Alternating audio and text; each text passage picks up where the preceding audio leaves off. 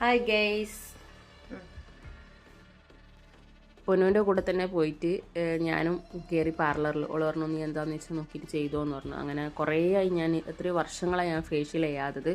അപ്പോൾ അതുമാത്രമല്ല skin care ഒക്കെ ചെയ്തത് കുറഞ്ഞുകൊണ്ട് മൂക്കിലൊക്കെ നല്ല ബ്ലാക്ക് ഹെഡൊക്കെ ഉണ്ടായിനേനു. അത് കരഞ്ഞൊരു പണിയായി കേട്ടോ. പക്ഷെ എനിക്ക് ഫേസ് വാഷ് ചെയ്തതിൻ്റെ ഒരു എഫക്റ്റ് അങ്ങോട്ടേക്ക് എനിക്ക് പ്രത്യേകിച്ച് കിട്ടിയതുപോലെ തോന്നിയിട്ടില്ല.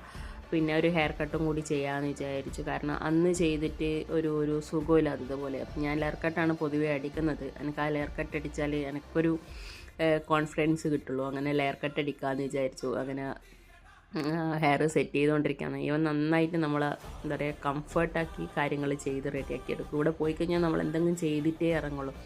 ആ തരത്തിൽ നമ്മളെ ഒരു കോൺഫിഡൻസ് തന്നുകൊണ്ടിരിക്കട്ടോ. അപ്പോൾ ഇതാണ് എൻ്റെ ഹെയർ കട്ട് എന്ന് പറയുന്നത്. നിങ്ങൾക്ക് ഇഷ്ടപ്പെട്ടുവാണെങ്കിൽ പറയണം കേട്ടോ എങ്ങനെയുണ്ട് എന്നുള്ളത്. ഇത് നാളെ ഒരു ദിവസം കുളിച്ച് കഴിഞ്ഞാൽ ഇതിൻ്റെ ബാക്കി പിന്നെ കാണാം.